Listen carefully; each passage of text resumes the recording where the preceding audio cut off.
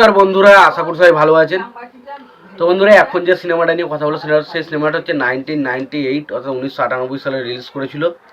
ছবির পরিচালক হিসেবে কাজ করেছিলেন স্বপন সাহা। ছবির নাম হচ্ছে ঘরের লক্ষ্মী এবং ছবিতে অভিনয় করেছিলেন প্রসেনজিৎ চ্যাটার্জি, ইন্দ্রাণী হালদার, অভিষেক চ্যাটার্জি সহ আরও অনেকে। তো এই সিনেমাটাকে নিয়ে স্পেশালি এখন কথা হবে। তো তার আগে একটাই কথা বলবো আপনাদেরকে, যে আপনারা যদি চ্যানেলটায় নতুন হয়ে থাকেন অবশ্যই আপনার চ্যানেলটা সাবস্ক্রাইব করতে ভুলবেন না। আর যদি আপনাদের ভিডিওটি ভালো লেগে থাকে অবশ্যই আপনারা লাইক কমেন্ট শেয়ার করে দেবেন। তো এখন যে সিনেমাটা নিয়ে কথা বলো সিনেমাটার নাম হচ্ছে ঘরের লক্ষ্মী। সিনেমাটা লাগলো কেমন? সিনেমাটা কি আদৌ ভালো সিনেমা নাকি খারাপ? দেখুন, সিনেমাটার আমি একটা কথা বলি, সিনেমার গল্প লিখেছেন হচ্ছে অঞ্জন চৌধুরী। এবং অঞ্জন চৌধুরীর সিনেমা মানে সেই সিনেমার মধ্যে যা কিছুই থাকুক না কেন, সেই ছবির মধ্যে সবচেয়ে বড় হাইলাইট থাকে সেটা হচ্ছে পরিবারে একটা সম্পর্ক, একটা বাবা দাদা কাকা ভাই বোন, এই যে সম্পর্ক, সেই সম্পর্কগুলোকে দারুণভাবে ছবির মধ্যে দেখানো হয়। এবং সেই সম্পর্কের মাধ্যমে ছবিতে কিন্তু ইমোশনাল জায়গাগুলো ঢোকানোর চেষ্টা করা হয়। সেগুলো কিন্তু আমাদের কাছে দারুণভাবে ওয়ার্ক করে। আমরা জানি অঞ্জন চৌধুরীর ছবি আমরা দেখেছি ছোটোবেলা থেকে, এবং সমস্ত তার ছবির মধ্যে সবচেয়ে হাইলাইট হচ্ছে পারিবারিক যে সম্পর্ক এবং পারিবারিক অ্যাঙ্গেলটাকে দুর্দান্তভাবে তিনি প্রেজেন্ট করতে পারেন। তো তিনি যেহেতু ছবির গল্প লিখেছেন, তার মানে বুঝতে পেরেছেন ছবির মধ্যে পারিবারিক বিষয়টা কিন্তু দুর্দান্তভাবে দেখানো হয়েছে।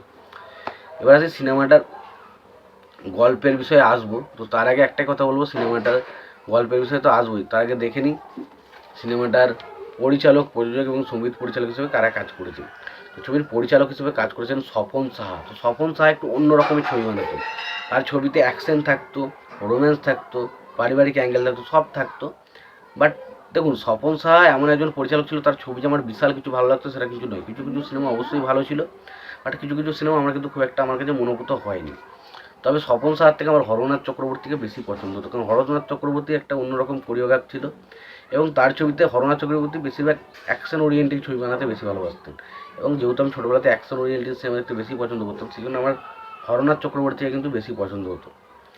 এবার প্রযোজক হিসেবে কাজ করেছেন এই ছবিতে প্রণব রায়, এবং বাকি যদি আমরা বলি গল্প লিখেছেন হচ্ছে অঞ্জন চৌধুরী।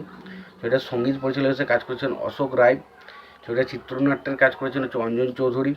ছবিটার সংলাপ লিখেছেন হচ্ছে অঞ্জন চৌধুরী। ছবিতে অভিনয় করেছেন প্রসেনজিৎ চ্যাটার্জি, ইন্দ্রাণী হালদার, অভিষেক চ্যাটার্জি, সুমিত্রা চ্যাটার্জি, সুমিত্রা মুখার্জি, তরুণ কুমার, বিকাশ চ্যাটার্জি, তারপরে অপরাজিতা আড্ড, কুমকুম রয় এবং অশোক মুখার্জি। তো এরা ছিল ছবিতে অভিনয়। এবং এই ছবিটা হচ্ছে একটা গরিব মেয়ে এবং একটা বড় লোকের ছেলের ভালোবাসার গল্প, যেখানে একজন বড় লোকের ছেলে একটা গরিবের মেয়েকে ভালোবাসছে। এর ফলে সেই বড় লোকের বাড়ি থেকে বড় লোকের বাবা যে মা রয়েছে, ধনী ব্যক্তির বাবা মা, তারা কিন্তু সেই বিষয়টা মানতে চাইছে না। এবং এর ফলে যে গরিব যে মেয়েটাকে কী কী সমস্যার সম্মুখীন হতে হচ্ছে এবং তাদের ভালোবাসাটা পেছনে কী কী শত্রুতা রয়েছে তার বাবা মায়ের, সেটা যেভাবে দেখানো হয়েছে সেটা খুবই ভালো। এবং লাস্ট পর্যন্ত কীভাবে তাদের মধ্যে আবার মিল হচ্ছে এটা নিয়ে সিনেমা, এবং তার মধ্যে পারিবারিক বিভিন্ন রকম সম্পর্কের ভিত্তি, বিভিন্ন রকমের যে ইমোশনাল বিষয়গুলো ছবির মধ্যে ফুটিয়ে তোলার চেষ্টা, সেগুলো কিন্তু বেশ ভালো।